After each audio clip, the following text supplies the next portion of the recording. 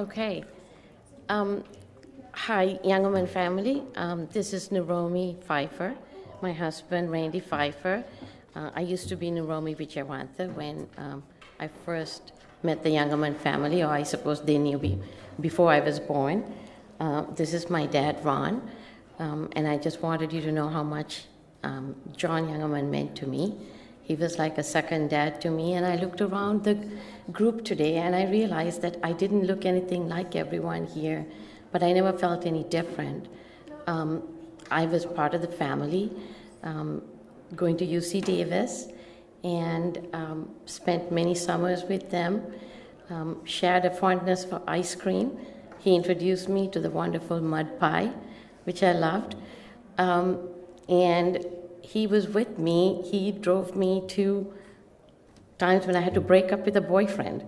And he would sit outside in his car and wait for me to go in and break up with my boyfriend and come out and get in his car, and he'll take me back home. So I have some wonderful memories about him, and I just wanted you to know that I feel blessed to have known him as well. That was a great story. That sound at the end was John blowing on his birthday cake. Perfect. How wonderful. So Corinne, do you have a story you want to come and tell? So come on up here so that, I guess... I just said I can't get up there in the front. No. I knew that John was an important person, a nuclear physicist. All of us on campus would be in awe of him, except I knew him here. And I think more than respect is the love that we all felt for him in this church. And after I retired, met him back. We were working for Davis Community Meals. And I remember looking out there and seeing the great nuclear physicist putting on the tablecloths, counting out the silverware. He always was there. And he was so good. What he gave to community meals is what I tried to do too. Thanks, Corinne. Hi, Nancy. This is Janelle. And I think I must be standing in for me and for Jack Whitsitt, which I realize Jack's not here today, but we were all part of the founding of the Spiritual Practices Group with John, and I have a picture, which I'm going to go find you and give to you in a minute, of Nancy Kays and John and Jack and me, and John Obermeyer is taking the picture, so he's not in it. But John had a poem that he wrote for us that we used as a prayer when we opened the Spiritual Practices Group every time. And if you have it, I would so love to have a copy. It's called "We Are All Star Stuff." And it was so wonderful, and it was so John. And we were so grateful to him because he was kind of our senior person, helped us get going. And I don't know if you remember, but he got very interested for a while in process theology. And he and I went down to hear Marjorie Suhaki at the Lutheran school one day. And afterward I said, "John, how does Jesus fit into process thought?" And he said, "Well, give me a little time." And in about a month, he came up with these beautiful drawings of where he felt Jesus fit into process theology. And I always remember that, Nancy, because he was so open to all of us, wherever we were, theologically. And I loved knowing him and you, and I'm going to miss him very much. I love you. That's right. And let me just move this bench in, and then you'll see your Hey, Nancy, it's Carolyn. I didn't get to know John very long. What was it, 6 or 7 years? But I'm so touched by having known him because he was accessible. I felt like when I talked to him, he really listened to me, and he was interested. He was always interested in what I was doing. He was interested in what I was reading. He was always interested in talking about current events, and he was so kind. So we love him. And he was fun. I don't know if you know that he and Rich went to IKEA when you all first moved in Glacier Circle. You needed furniture, and he and Rich went to IKEA to do some shopping, and then they wanted to have lunch, and so they went out to lunch together and had a great time. So I asked them, where'd you go to lunch? Well, they went to Hooters. And I said, well, how was the food? They said, well, who cares how the food was? So he was just fun and so smart, but so deeply kind. So anyway, we loved him. We love you. Thanks. We'll embellish a little bit, right? Do you start any time, or? Yeah, just make sure, yep, you're good. Okay, so you're recording now, eh? Well, John, this may be a little late, I hope not, but I need to apologize for something. When you were the director of Crocker Nuclear Lab, and I was a graduate student there, I had a problem with my Volkswagen Bug, and so we sneaked into the lab late, that we meaning Horace, my partner in crime here, and we took the Volkswagen engine apart about dusk. And we started about 10 o'clock at night. Yeah, well, we needed all the time we had. We had some difficulty pulling the halves of the engine apart. Well, it was because there were bolts that were holding it together. We didn't realize that initially, though, so we were going to use the 20,000-pound crane in Crocker Lab to pull the engine apart. And so we got it put back together, and it actually ran, unbelievably, about dawn the next morning. And when we were taking it apart, I can still remember Horace throwing nuts and bolts over his shoulder. We had to search for all the parts to get it put. It's always easier to take something apart than it is to put it back together. But I wanted to tell you personally that it was really nice for me to reconnect with you after so many years, 6 or 7 years ago. And I really appreciated you coming up and giving guest lectures to my students in Ollie. And you have been more of an inspiration for me than I think you ever realized. Largely, my motivation for learning Spanish recently has come from you, and you wakened me up to the ideas of process philosophy, and that has meant a lot to me too. And you've been an inspiration in many other ways as well. So I'm really sorry we didn't get a chance for one more breakfast, but I will treasure those breakfasts we had together for a long time. And Nancy, I'm Horace Hines, and I don't know if you remember coming to my rehearsal dinner. And it was in Davis. My parents had come out from Mississippi, and my then in-laws-to-be had come up from San Jose. And you and Mary were sitting across from each other, and you asked Mary, "Are you a Fitzgerald?" Because you and Mary had been in high school together. And I always thought that was kind of that's a small world, that there are a lot of connections. The other thing I wanted to, I'm sure you don't know this, but I was a graduate student at UC Davis, and John got me a fellowship and allowed me to finish my doctorate there, working with Emmanuel Laguna Solar, Neil Peak, and the like on a project to make iodine 123, and that set forth my career in nuclear medicine that served me for 40 years. And to that, I owe a great deal to John, and I want to say thank you. Hi, I'm Ray Kopuk. I'd like to speak today simply as one who enjoyed being with John.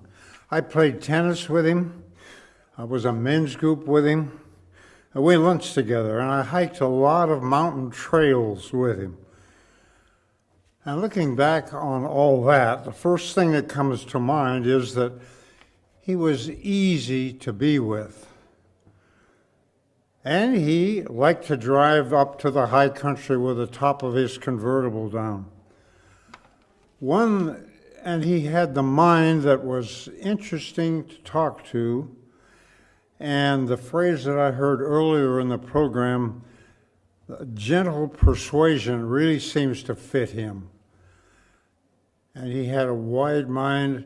One memory that sticks with me is that we were sitting on a cliff at the edge of a lake, looking down at the water, and there was a perfect reflection of the trees and the beach on the shore on the other side.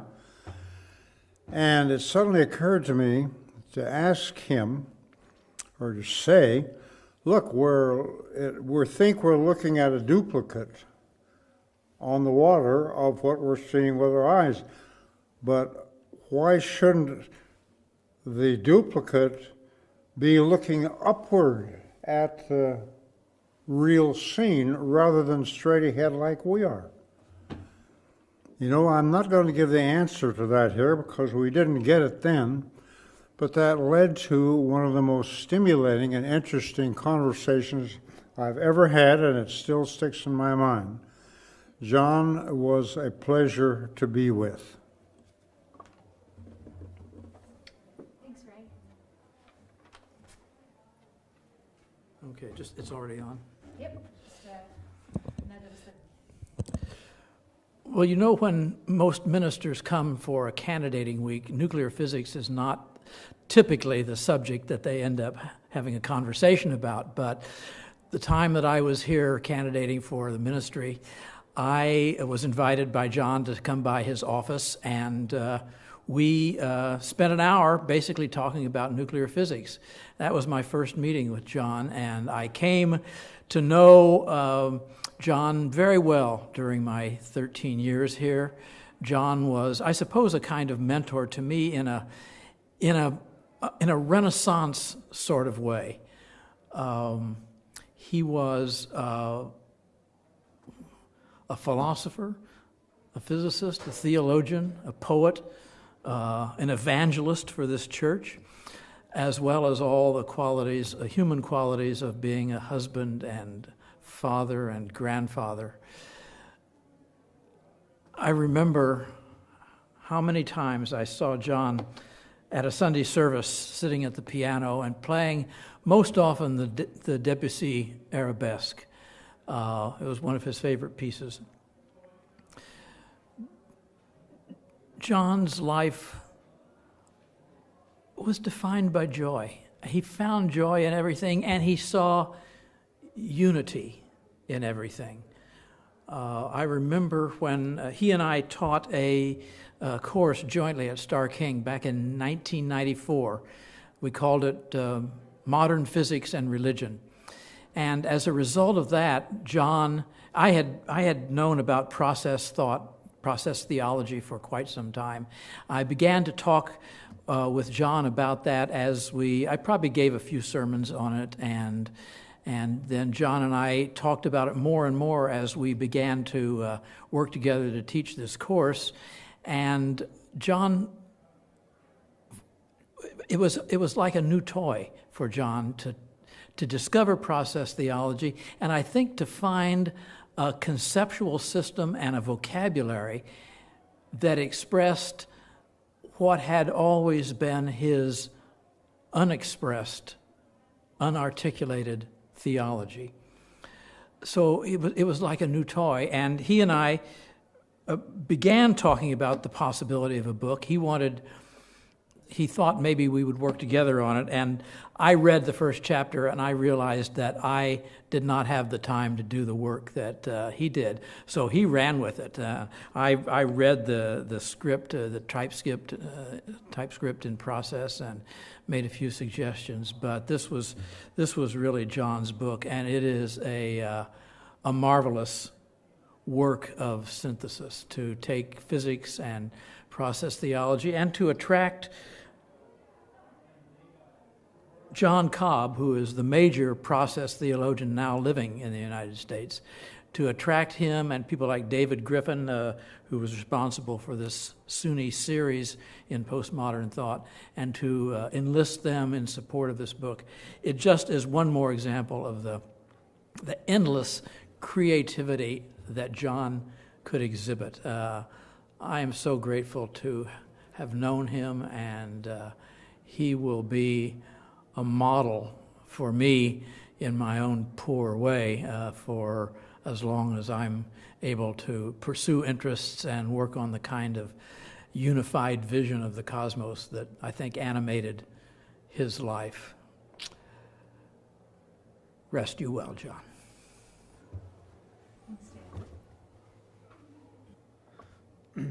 No? Hi. I like to apologize for my voice and my English. Both get worse with my age. My name is Juan Romero. I'd like to add to the extraordinary life of Professor Youngerman one aspect related to his influence in the development of the nuclear physics research in Chile. In around 1965, he was instrumental in the donation of the old 22-inch cyclotron from UC Davis to the University of Chile. Let me add that, motivated by that development, I came to UC Davis in 1966 to pursue a PhD under Professor Youngerman's mentoring. I was his graduate student. Several other colleagues from Chile also came to UC Davis.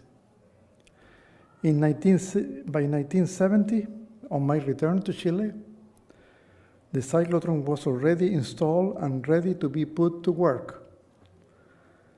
That was the 22-inch cyclotron from UC Davis to Chile, donated by the effort of Professor Youngerman.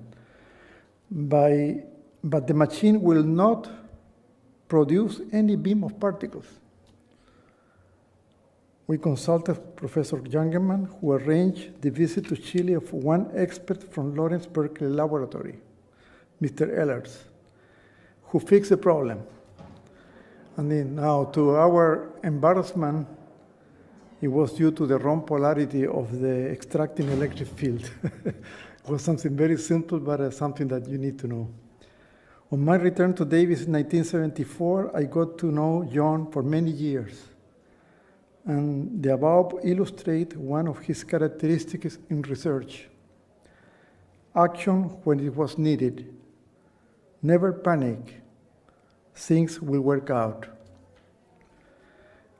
Finally, let me add that the Chilean cyclotron was in production for more than 20 years, and it was a valuable tool for the teaching of many students on nuclear physics techniques, mainly under the direction of Dr. Roberto Morales, also a PhD from UC Davis.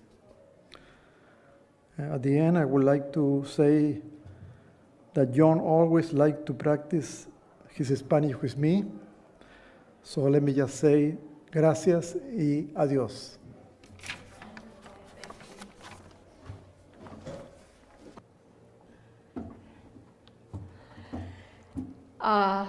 So far, most people address Professor Youngerman, John.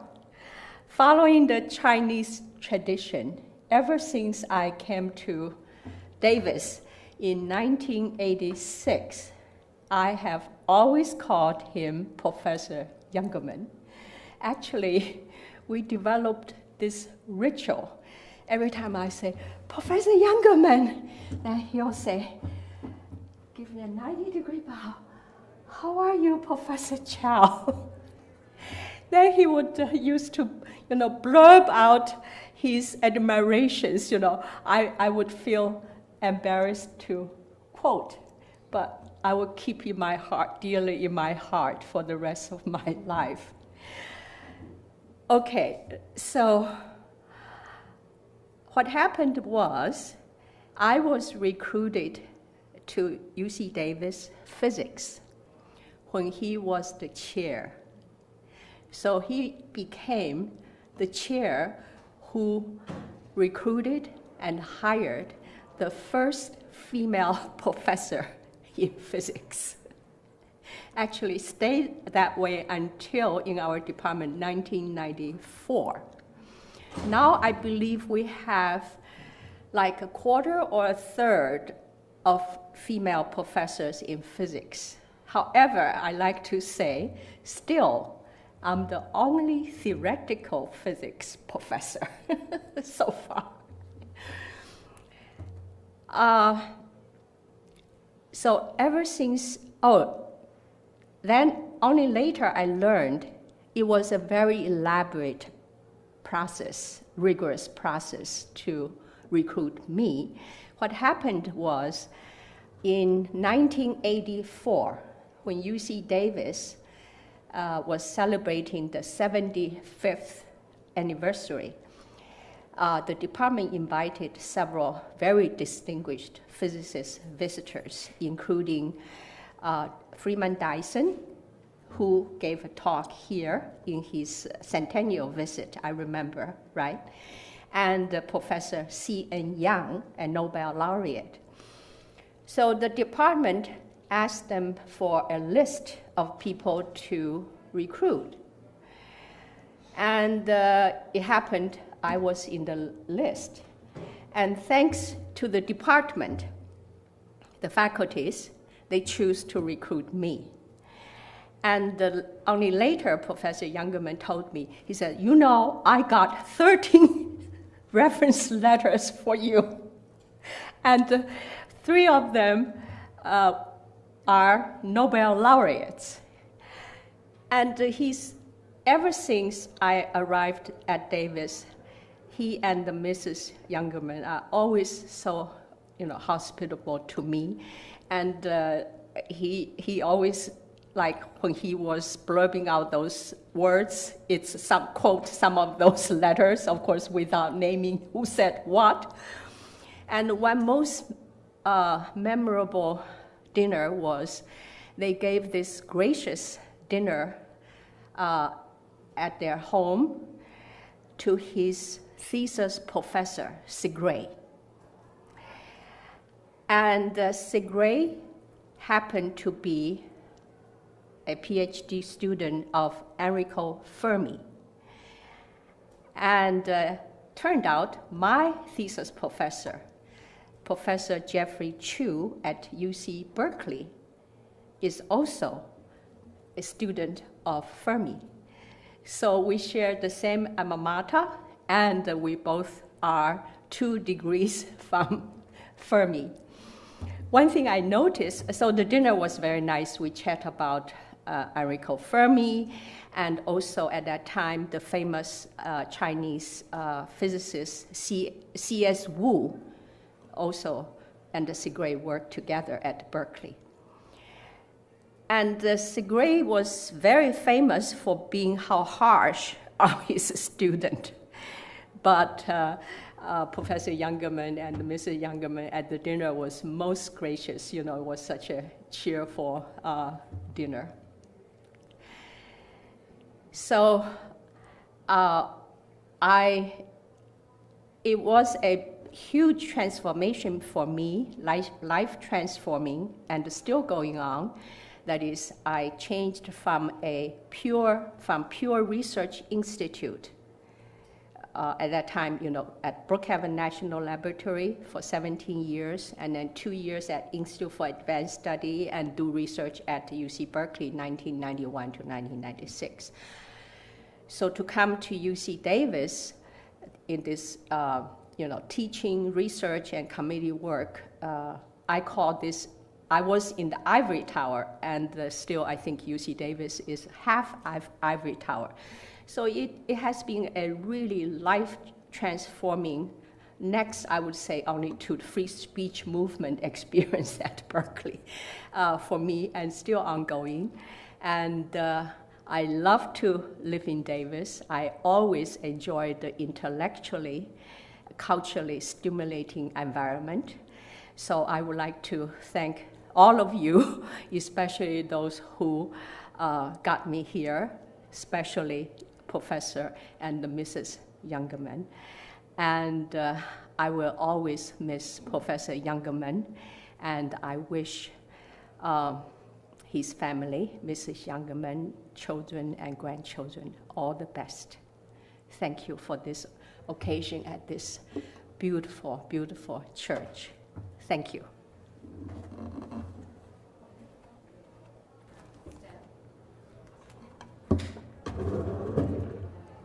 Yikes. I guess that means I'm on. I'm on. Well, hi, Youngermans. Here I am to try to add some of my memories to this wonderful occasion. I first met your parents, John and Nancy, back in about 1967, I guess, and I count myself as part of your family ever since then. And I don't know, memories keep coming up. Here's one of my earliest memories of your dad, okay? You live at Elmwood, and you have that pool in the backyard, and I think most of you are still at home, and there's a problem with the pool in that it gets too hot in the summer. You know, late July, August, it's just too hot, and you want to cool it down. So John sits you down to figure out what will it take to cool off this pool. And I know you all did the math, and you figured out, well, what if you froze water in half-gallon milk cartons and then filled up the freezer, and you had an extra refrigerator and freezer outside. How many half-gallon chunks of ice would it take to cool off this pool 1 degree?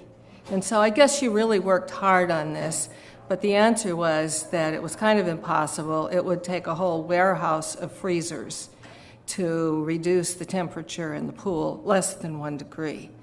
So he thought it was a great experience for you guys, and he enjoyed doing it along with you.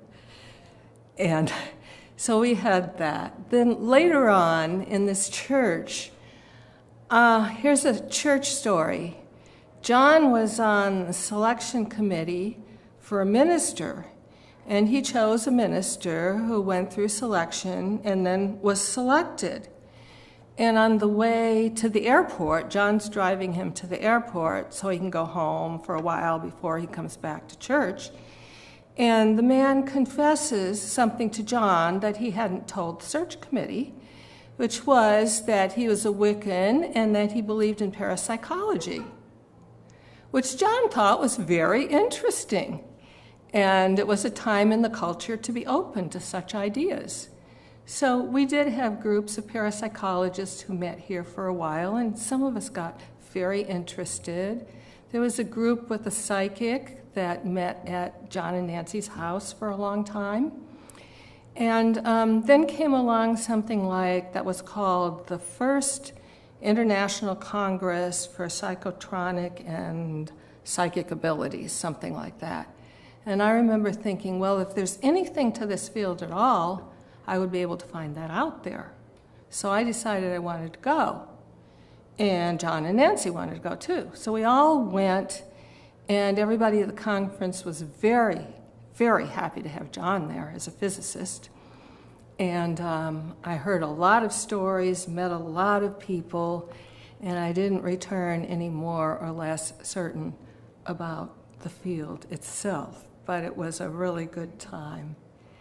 And then there's a memory that Nancy still talks about to this day that happened with us. We were in Prague at the conference, and then I went my own way to visit relatives in the Netherlands, and then we were going to meet up in Geneva. So I come to Geneva, and I'm walking down the street, and behind me I hear somebody say something like, "Voilà la guerre." And I think, whoa, there's an American speaking French. And then I listen a bit more, and it's John. So we just bumped into John and Nancy in the middle of Geneva.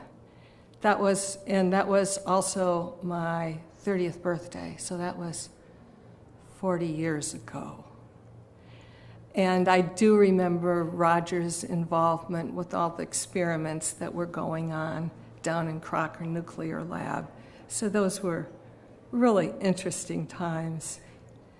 Later, somewhat later, after John retired, he taught a class, a freshman seminar on physics in the modern age and the nuclear age.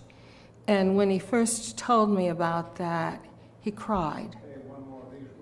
And he cried because he was talking about his involvement with the creation of the bomb and the creation of the dangers in the world, and that he wanted to do his part to teach younger children and to raise younger people and to raise people's consciousness in these later generations. So he and Paul Craig taught that class together, and then they would have a session on the emotional impact of living underneath the threat of nuclear holocaust. So I remember being invited to do that and to lead a discussion of 120 people on the emotional impact. What was it like for college students? And I was brave enough to give it a try, and I never thought it would come off, but it did. I was so impressed with those students and what they were discussing and how open they were with their anxieties and their hope. And that memory kind of goes together now with what Eric was saying about how John, as father to a 9-year-old, says, "I think we're going to be all right." And I think it's partly because of John and people like him that I, too, think that we're all going to be all right. So, thank you.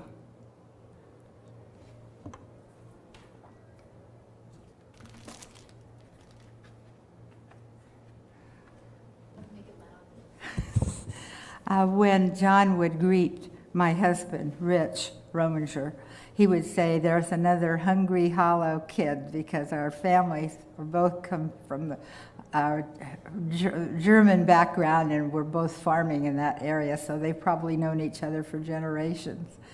But when we moved to Davis, John and Nancy were a big influence on us because they were doing things with the World Federalists and the UNA, and they were taking courses where we read about current events and discussed them, and we thought they really inspired us.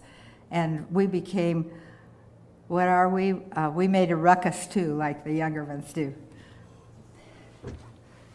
Well, I appreciate John and Nancy because they were instrumental in us becoming members of this church. They were founding members. We were not, but we came along soon afterwards. And we admired John and Nancy and thought, okay, we'll take a look at this church as well.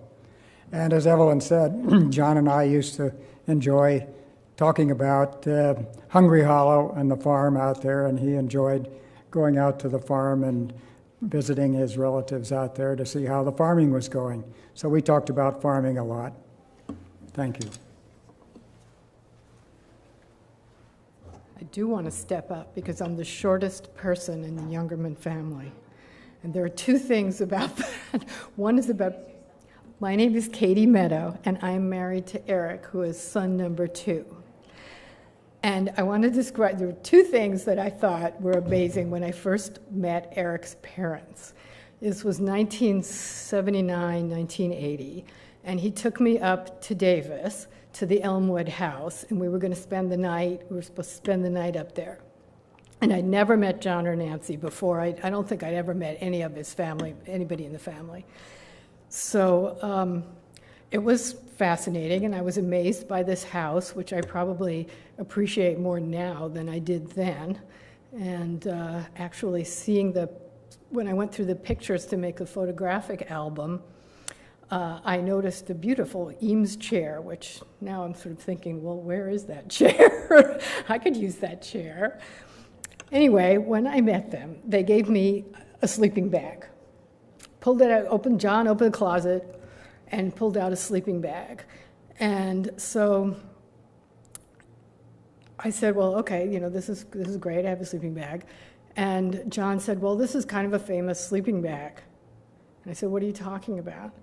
And he said, well, this was a sleeping bag that was at Trinity. And I said, what are you talking about? So I knew that he had gone out that night to watch the Trinity explosion. And the fact that he gave me this sleeping bag was the weirdest thing. And to this day, I have no idea whether or not that was really true. I asked him many times, and I have no idea. But when I woke up in the morning, there I was sleeping in this sleeping bag, and famous sleeping bag that it may have been. That's my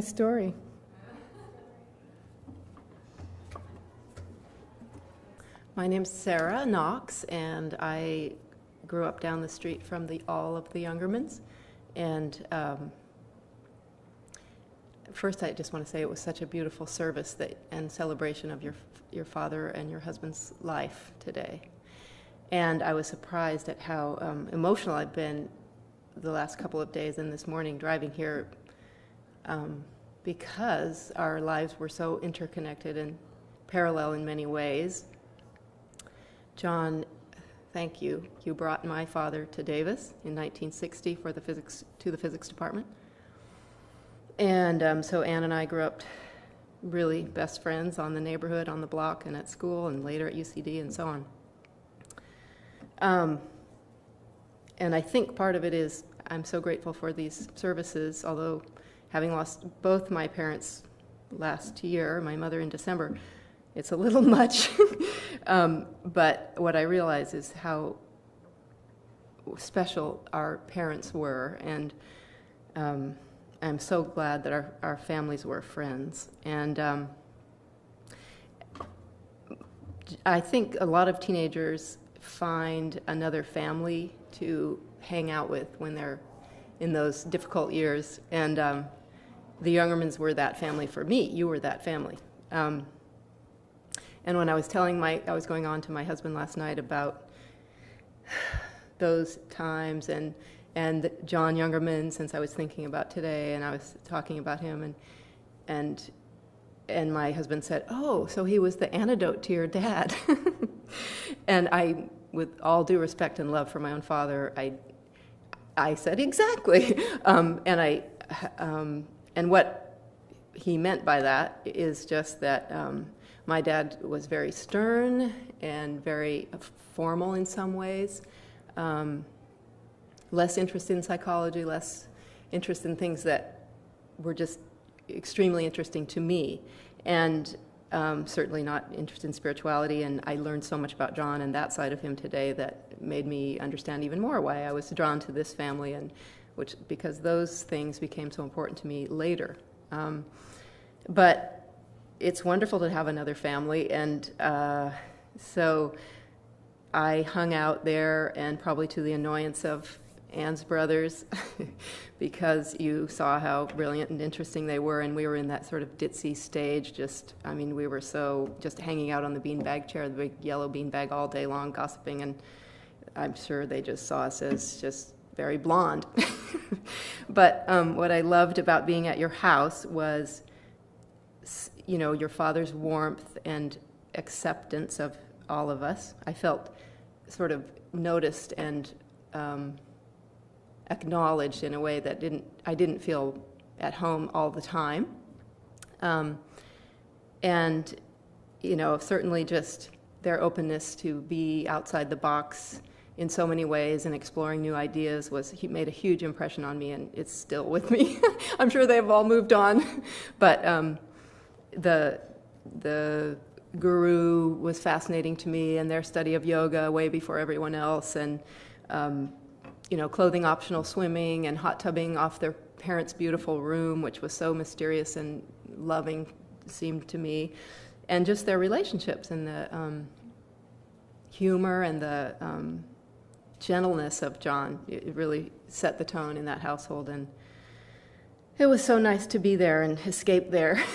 And I remember several years back when my son was about 15 or 16 in high school, and I said to my husband, he's found his Youngerman family. He's found his other family. He found a family that they went to Burning Man. They are very loving. They they took him to Mexico on a trip. I went to Mexico with you, and great memories for me. I remember going on ski trips with you up to Homewood, and where you brought the massage table, and even I got a massage, and I was floored by that, getting a massage from Nancy.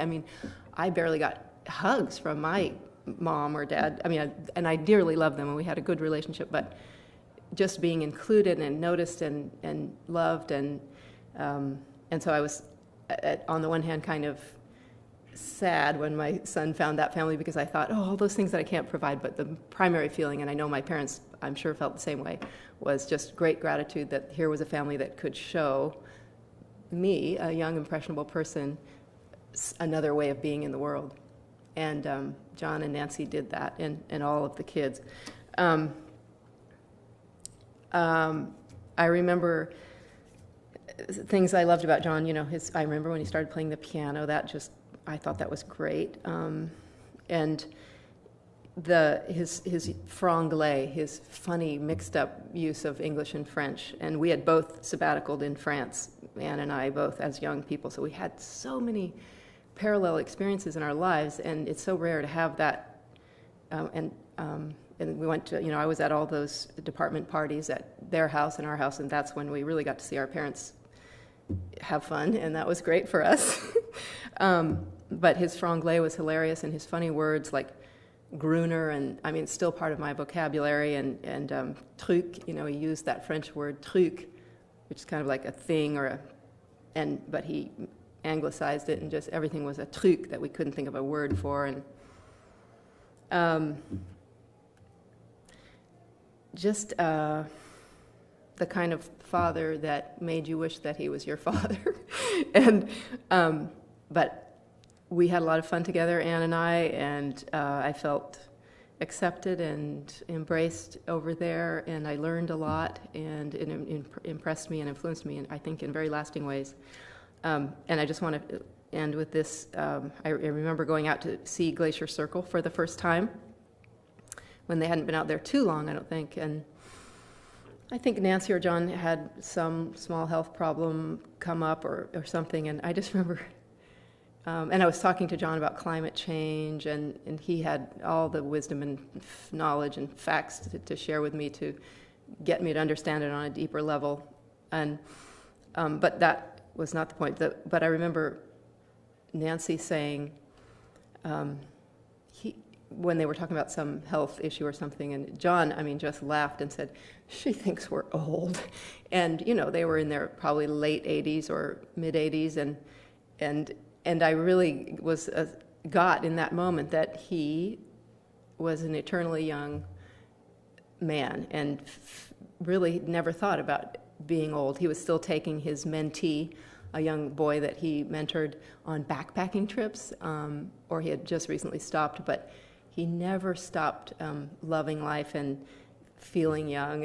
And Nancy, I think you kind of said, "Well, John, we are old," but I don't think he ever acknowledged that or needed to, because he was an eternally young spirit. But I love you, Youngermans. You're like family to me, and thank you for having this beautiful service today. And we'll all remember our parents with love forever. Hi, I'm Claire Bradley, and the Youngermans used to go to Guatemala in January and February, and a couple of times I convinced my parents to house sit while they were in Guatemala, and that was a really special time for me because I got to see them every day and have them in town. And my recollection was when I went with them to the Youngerman's house, and we looked around at the jobs that my parents would need to do, and one of the jobs was to water John's piano. And I had never heard that. I can tell some of you haven't heard of it either.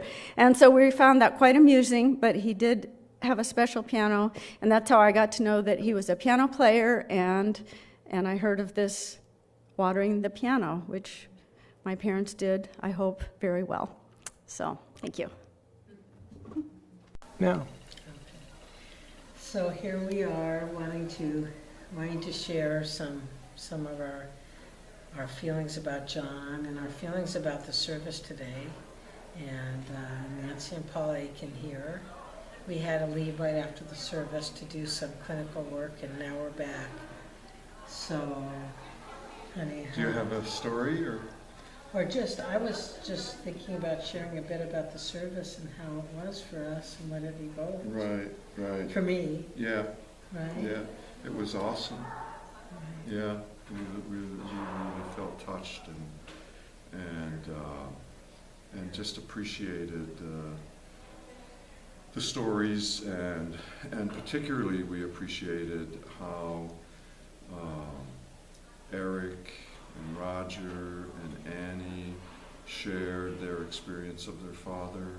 It was incredibly touching and just evoked that incredible level of deep respect for John that we've had, but it just made it so alive when they shared their experience of John, of being John's children. And for me, it just brought alive that way in which John is such a mensch. He's such a cool guy. Yeah. Cool cat. Just incredible. I mean, at all the levels of his work life and his family life and his relationship life and his creative life and so forth. Yeah. And I loved seeing Mark. I love seeing you light the candle. We haven't seen you in so long, and then having the kids come, Aaron, the grandkids, playing the cello, and then all the other grandkids speaking, and really, I kept closing my eyes during the music and picturing John playing the piano with the piano group that I got to be part of, mostly because of John, and then having images of Elmwood. I love the house stories and Village Homes House too, and the 4th of July's, and it just, I closed my eyes, I saw John. You made him come alive. You all did. Absolutely. And that's such a weird thing to say, come alive, but he was coming alive. Because he's in our hearts. And in my mind and memories. Right.